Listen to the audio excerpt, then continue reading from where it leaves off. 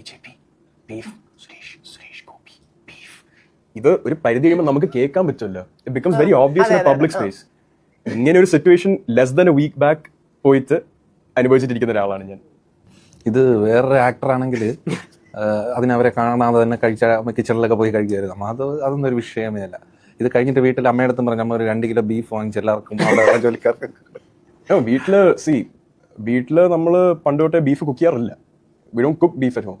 I eat beef, my brother eats beef, I think my sisters eat beef too. അച്ഛൻ ഇതുവരെ നമ്മുടെ അടുത്ത് കഴിക്കില്ലെന്നും പറഞ്ഞിട്ടില്ല. ആൻഡ് അച്ഛനെ ഏതൊരു സമയത്ത് ആൾക്കാർ ദേഷ്യത്തിൽ പറയുന്നതായിരിക്കും, എന്തോ ഇവനൊക്കെയാണോ നാട്ടുകാരുടെ അടുത്ത് ബീഫ് കഴിക്കാതിരിക്കാൻ പറയുന്നത് എന്നുള്ള രീതിയിൽ. അച്ഛൻ ഇതുവരെ ബീഫ് എന്നുള്ള വാക്ക് കഴിക്കരുതെന്ന് അച്ഛൻ കഴിക്കത്തില്ല എന്ന് പറഞ്ഞിട്ടുണ്ട്. സ്വിറ്റ്സർലൻഡിൽ പോയി കഴിച്ചതിന്റെ like out of choice he had to eat, out of choice without any other choice he had to eat beef over there for 4 days or something. അതിന്റെ പറഞ്ഞപ്പോൾ ആ ഒരു ക്ലിപ്പ് എടുത്തായിരുന്നു അച്ഛൻ BJP ജോയിൻ ചെയ്തപ്പോൾ ആൾക്കാരായിട്ട് കളിയാക്കാൻ തുടങ്ങിയത്. Female meat human body consume ചെയ്യുമ്പോഴത്തേക്കും അത് കാരണം ഹോർമോണലി ഉണ്ടാവുന്ന ഇഷ്യൂസ് എന്താണെന്ന് ഡോക്ടറെ അടുത്ത് ചോദിച്ചാൽ മനസ്സിലാവും. ആ ഒരു കാരണം കൊണ്ട് ബീഫ് അവോയ്ഡ് ചെയ്യാമെങ്കിൽ ആരോഗ്യം നോക്കുന്നവർക്ക് അവോയ്ഡ് ചെയ്യാം. എനിക്ക് പോത്തിറച്ചിയാണ് പ്രിഫറൻസ്, പക്ഷെ ബീഫ് കിട്ടിയാൽ കഴിക്കും.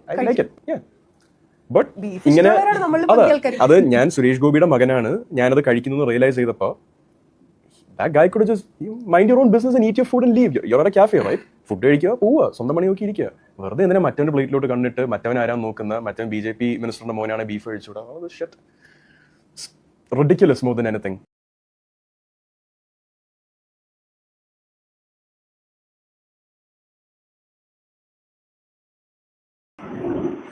അതാണ് മോനെ പ്രശ്നം. അവിടെയാണ് റെഡിക്കുലസ് ആണ് സംഗതി, അത്രേ ഉള്ളൂ. ഇതിപ്പോൾ വേറെ ആർക്കും ഈ പ്രശ്നമില്ലല്ലോ. മോഹൻലാലിൻ്റെ മകൻ എവിടെയെങ്കിലും ഇരുന്ന് ബീഫ് കഴിച്ചാൽ ആരെങ്കിലും പോയി അയാളുടെ പ്ലേറ്റിൽ തലയിടുന്നുണ്ടോ? ഈ മമ്മൂട്ടിയുടെ മോൻ കഴിച്ച പ്ലേറ്റിൽ തലയിടുന്നുണ്ടോ? ഇത് വിഷയം എന്താണെന്ന് വെച്ച് കഴിഞ്ഞാൽ മോൻ്റെ അച്ഛൻ ഈ വിഷയത്തിൽ ഒരുപാട് നിലപാടുകൾ എടുത്തിട്ടുള്ള ആളാണ്. ഈ ബീഫിൻ്റെ വിഷയം മോൻ്റെ അച്ഛൻ പ്രതിനിധാനം ചെയ്യുന്ന പാർട്ടിയും ഭയങ്കര സീരിയസ് ആയിട്ട് എടുത്തിട്ട് ആ വിഷയം കൊണ്ട് ആളുകളെ തമ്മിൽ തെറ്റിക്കാൻ നല്ലതുപോലെ നോക്കുന്ന ആൾക്കാരാണ്. അതുകൊണ്ടാണ് മോൻ ബീഫിൻ്റെ പീസ് എടുത്ത് തിന്നുമ്പോൾ ആളുകൾ അതിൽ വന്ന് തലയിടുന്നത്.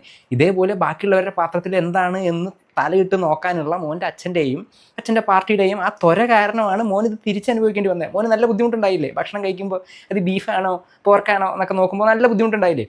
അതുപോലെ ബാക്കിയുള്ളവൻ്റെ പാത്രത്തിൽ എന്ത് ഇടണം എന്ന് മോൻ്റെ അച്ഛൻ വിശ്വസിക്കുന്ന പാർട്ടിയും കൂടി തീരുമാനിക്കാൻ നിൽക്കുന്നതുകൊണ്ടുള്ള പ്രശ്നമാണേ. അത് വേണ്ടാന്ന് വെച്ച് കഴിഞ്ഞാൽ ഈ പ്രശ്നമൊന്നും ഉണ്ടാവില്ല. സമയം കിട്ടുമ്പോൾ അച്ഛനോട് പറഞ്ഞ് മനസ്സിലാക്കി കൊടുക്കും. മക്കൾ ബീഫ് കഴിക്കുന്നുണ്ടെന്ന് ഒരു പക്ഷേ അച്ഛൻ അറിയുന്നുണ്ടാവില്ല. മുൻപ് ഏതോ ചാനലിൽ വന്നിരുന്ന് തട്ടി വിടുന്ന കണ്ട് ഞങ്ങളാരും കഴിക്കില്ല, ഞങ്ങളുടെ കുടുംബത്തത് കഴിച്ചില്ല, അത് കഴിക്കുന്നത് നന്നല്ല എന്നൊക്കെ പറഞ്ഞ് എവിടെയോ അടിച്ചു വിടുന്നത് കേട്ടു. അതുകൊണ്ടുള്ള പ്രശ്നമാണേ.